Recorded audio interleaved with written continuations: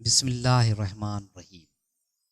इंसान हमेशा खुदा के सम्झण में भी ग़लती कई है ऐं पंहिंजे पाण खे सम्झण में भी। हुन खुदा के पाण जहिड़ो सम्झी वरितो ऐं पाण खे खुदा जहिड़ो। इहा ई हर दौर जे इंसान जी ग़लती रही है। सॼी इंसानी तारीख़ इन ग़लती ऐं उन जे नतीजनि जी दास्तान आहे। खुदा के पाण जहिड़ो सम्झण इहो आहे त खुदा के इंसानी सतह ते खणी अचणु। अलहाद ऐं शिरक जूं तमाम इन क़िस्म जूं ग़लतियूं इन जी पैदावार आहिनि। अलहाद बि खुदा के इंसान ते क़यास करण जो ॿियो नालो आहे ऐं शिरक बि। इंसान हमेशा माउ ऐं पीउ जे ज़रिए पैदा थिए थो। हूअ कंहिं ॼणण वारे जे ज़रिए ॼणियो वञे थो। इन बिना ते इहो गुमान कयो वियो त खुदा अगरि आहे त हुनखे बि को ॼणण वारो हुजे। कंहिंखे खुदा खां पहिरीं हुअणु खपे जेको खुदा खे वजूद बख़्शे। हाणे छो त इंसान खे खुदाए लम यज़िल जो को पैदा करण वारो नज़र न आयो, इन लाइ हुन खुदा जे वजूद जो इनकार करे छॾियो।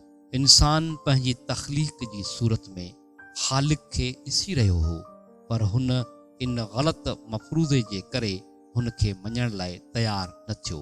जिन माण्हुनि खुदा खे मञियो उन्हनि इहा ई ग़लती ॿिए अंदाज़ सां कई।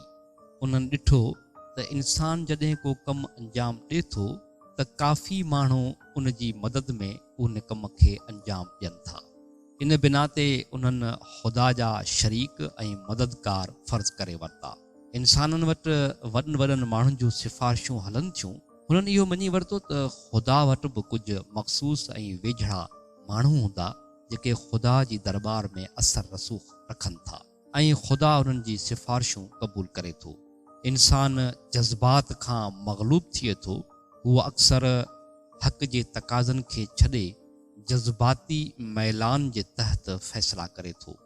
इन ते उन्हनि इहो क़यास करे वरितो, इहो अक़ीदो ठाहे वरितो त ख़ुदा महज़ गिरोही ताल्लुक़ जे बुनियाद ते कुझु माण्हुनि सां अहिड़ो मामिलो करे थो जेको मामिलो हू ॿिए गुरूह सां ताल्लुक़ रखण वारनि सां नथो करे।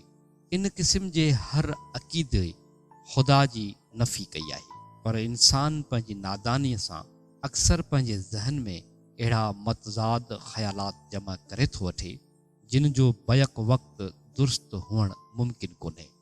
पंहिंजे पाण खे खुदा जहिड़ो सम्झणु इहो आहे त माण्हू गुमान करे थो वठे त हू पंहिंजी तक़दीर जो मालिक पाण आहे। हू आज़ादु आहे, जेको चाहे सो करे, जेको चाहे न करे। हू पंहिंजी ज़िंदगीअ जा असूल पाण वज़ा करे, पंहिंजे हराम ऐं हिलाल खे ख़ुदि पंहिंजे अकुल सां मुतयन करे। इन क़िस्म जी हर कोशिश पंहिंजे पाण खे खुदा जे मक़ाम ते विहारणु आहे।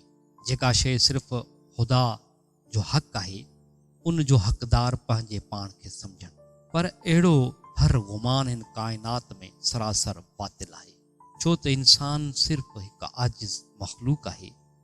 हू कंहिं बि एतबार सां ख़ालिक जो दर्जो हासिल नथी करे सघे। वहीदुद्दीन 14 मार्च 1982।